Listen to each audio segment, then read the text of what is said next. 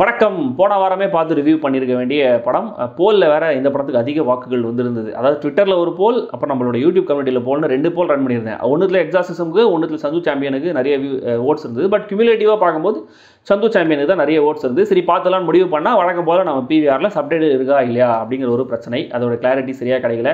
Customer கேருக்கு message பண்ணி கேட்டாலும் ஒழுங்காக ரிப்ளை வரல. அண்ட் அவங்களுடைய வெப்சைட்டில் சில இடங்களில் சில ஷோஸுக்கு போட்டுருந்தாங்க சப்டைட்டில் இருக்குன்னு. அந்த ஷோ டைமிங் நம்மளுக்கு ஒத்து வரல. ஸோ இப்போ எல்லாம் கைக்கூடி வந்து ஒரு மாதிரி நிறைய படத்தை போய் பார்த்துட்டு வந்தாச்சு. அண்ட் கல்கி படத்தோடைய ரிவ்யூ கமெண்ட் செக்ஷனில் நிறைய பேர் கமெண்ட் பண்ணியிருந்தாங்க, ஏன் நீங்கள் சென்சார் ரேட்டிங்கை பற்றி பேசலாம், குழந்தைங்களை கூட்டு போகலாமா வேணாமா அப்படின்லாம் கேட்டிருந்தாங்க.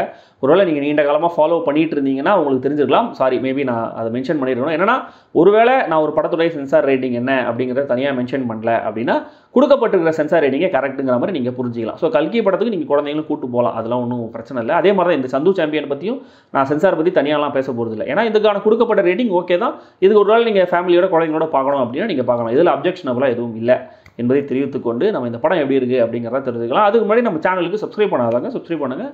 வீடியோ பிடிச்சிருந்தனாலும் பிடிக்கினாலும் கமெண்ட் பண்ணுங்கள், லைக் பண்ணுங்கள், வீடியோ ஷேர் பண்ணுங்கள்.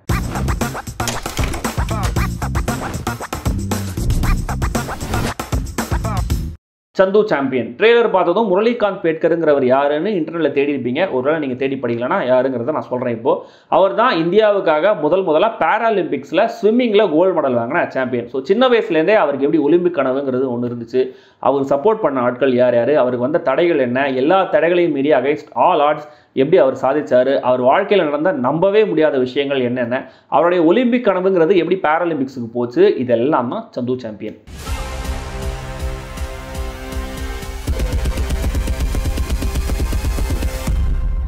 கண்டிப்பாக இந்த படத்தை பார்த்த உங்களை சில பேர் இந்த ஒரு விஷயத்தை நோட் பண்ணியிருப்பீங்க. ஏன்னா படம் ஆரம்பத்துலேருந்து முடிகிற வரைக்கும் ஒரு ஃபாரஸ்ட் கம்போடைய இந்தியன் வெர்ஷனை பார்க்குற மாதிரி இருந்துச்சு. அஃப்கோர்ஸ் ஃபாரஸ்ட் கம்பையே ஹிந்தியில் ரீமேக் பண்ணாங்க அஃபிஷியலாக. பட் இந்த படத்துடைய ஃப்ளோவுமே கூட ஃபாரஸ்ட் கம்பை ஞாபகப்படுத்திச்சு. அதுவும் ஃபர்ஸ்ட் ஹாஃபில் கார்த்திக் ஆரியனுடைய அந்த ஓவர் அனிமேட்டடான நடிப்பை பார்க்கும்போது எதுக்கு டாம் ஹாங்க்ஸ் இவ்வளோ சுமாராக காப்பி அடிச்சு நடிக்கணும்னு கூட தோணுச்சு. கதையாக 2 படத்துக்கும் எந்தவித சிமிலாரிட்டியும் கிடையாது. ஆனால் படத்துடைய ப்ரொடாகனிஸ்டே அவருடைய கதையை அவரோட வாய்ஸில் நரேட் பண்ணுற விதமாக இருக்கட்டும், கதை முன்னாடி பின்னாடி போயிட்டு வர விதமாக இருக்கட்டும், தென் நிஜ வாழ்க்கையில் நம்பவே முடியாத விஷயங்கள்லாம் நடக்கிற விதமா இருக்கட்டும், இது எல்லாமே ஃபாரஸ்ட் கம்பெனி ஞாபகப்படுத்திச்சு. கார்த்திக் ஆரியன் செகண்ட் ஹாஃப்ல இருந்து தான் கொஞ்சம் கொஞ்சமா இந்த பாத்திரத்தை உணர்ந்து, அஃப்கோர்ஸ் அதே ஆர்டர்ல ஷூட் பண்ணியிருப்பாங்க. பட் படத்தை பார்க்கும்போது செகண்ட் ஹாஃப்ல தான் அவர் கொஞ்சம் உணர்ந்து இந்த கேரக்டர் ஃபீல் பண்ணி நடிச்ச மாதிரி இருந்தது.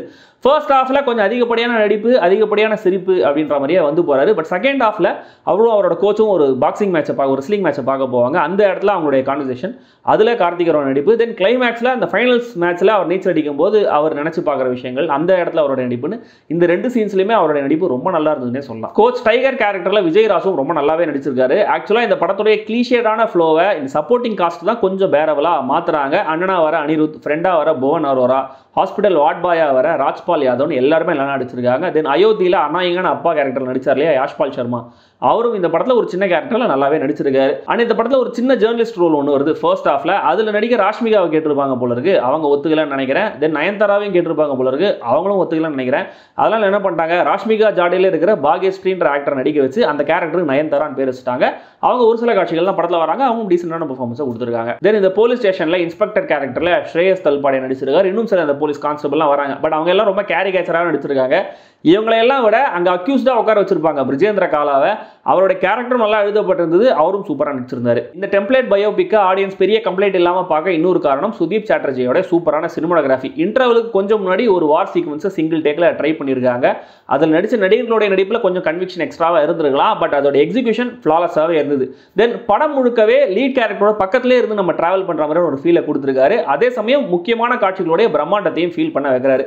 பிரீத்தமுடைய பாடல்களை விட ஜூலியஸோடைய பின்னணி இசை படத்தில் கொஞ்சம் பெட்டராக இருந்துச்சு. ஒரு அண்டர்டாக் அச்சீவ் பண்ணுற கதை, நிறைய பேர் இந்த மாதிரி இருந்திருக்காங்க. ஒவ்வொருத்தருக்கும் அவங்க வாழ்க்கையில் ஒவ்வொரு விதமான அனுபவங்கள் இருக்கும். எல்லாருடைய வாழ்க்கையும் ஒரே மாதிரி இருக்காது. இந்த படத்துடைய லீட் கேரக்டருக்கும் அப்படி தான், அவருடைய வாழ்க்கையிலும் வெவ்வேறு விதமான அனுபவங்கள் இருக்கு.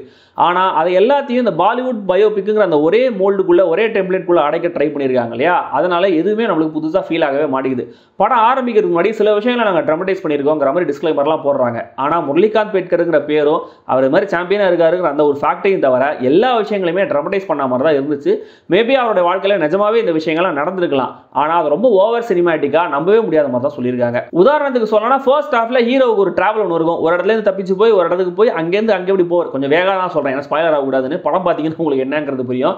இந்த டிராவல் இருக்கு இல்லையா, இதே கொஞ்சம் நம்புற மாதிரி இல்லை. ஏன்னா முரளிகாந்த் பேட்கரே நம்ம முன்னாடி வந்ததுப்பா, என் வாழ்க்கையில் இப்படி தான் நடந்துச்சு அப்படின்னு சொன்னா கூட சும்மா விளையாடுறீங்க சார் அப்படின்னு நம்ம சொல்ற மாதிரி ரொம்ப இன்ஆர்கானிக்காக தான் இந்த விஷயங்கள்லாம் நரேட் பண்ணப்பட்டிருக்கு. இந்த இன்ஸ்டாகிராமில் ஃபுட் பிளாகர்ஸ்லாம் சொல்லுவாங்களே, எதேச்சியா கால் தடிக்கு போனாங்க, ஜப்பானில் விழுந்துட்டு அங்கே ஒரு ஹோட்டலுக்கு போயிட்டு வந்தேன்னு சொல்லுவாங்களே, அந்த மாதிரி படத்தில் எதேச்சியா நிறைய விஷயங்கள் நடக்குது. படத்தோட ஓப்பனிங்லேயே ப்ரொட்டாகனிஸ்ட் கேரக்டர் வாரில் சுடப்படுற மாதிரி ஒரு ஷாட் காமிக்கிறாங்க. ஆஹா, ஏதோ ஒரு ஆபத்து வந்துச்சுன்னு ஆடியன்ஸ் அப்படியே பதறணும் இல்லையா, அதுக்காக பண்றாங்க. ஆனால் கட் பண்ணா நிகழ்காலத்தில் ப்ரொட்டாகனிஸ்ட் உயிரோட தான் இருக்காரு, போலீஸ் ஸ்டேஷனில் உட்காந்து பேசிட்டு இருக்காரு. அப்பா அவர் உயிரோட இருக்காருன்னு காமிக்கிறதுக்காக எது நீங்க அந்த ஷாட்டை காமிக்கணும் அப்படிங்கிற ஒரு கேள்வி தான் வருது. அதுக்கு பதிலாக என்ன பண்ணிருக்கலாம், அவருடைய வாழ்க்கையில் நடந்த வேற ஏதாவது ஒரு குரூஷியலான பாயிண்ட்டை காமிச்சிட்டு அங்கேருந்து கட் பண்ணி இந்த நிகழ்காலத்துக்கு வந்திருக்கலாம். அப்படி பண்ணல, ஏன் அப்படி பண்ணலாங்கிறது தெரியல. இதெல்லாம் தேவையில்லாத ஒரு ஸ்கிரீன் பிளே கேமிங் மாதிரி தான் இருக்கு. இதுக்கு பதிலாக லீனியராகவே இந்த கதையை நரேட் பண்ணிட்டு போயிருக்கலாம். கதைக்கும் திரைக்கதைக்கும் தேவைப்பட்டாலும் ஒட்டுமொத்த ஃப்ளோலையும் ஒரு கிரெடிபிலிட்டி சேரும்னாலுமே கூட இயக்குனர் அவருடைய இஷ்டத்துக்கு தான் கேரக்டர்ஸை கொண்டு வராரு, திரும்ப கொண்டு போறாரு.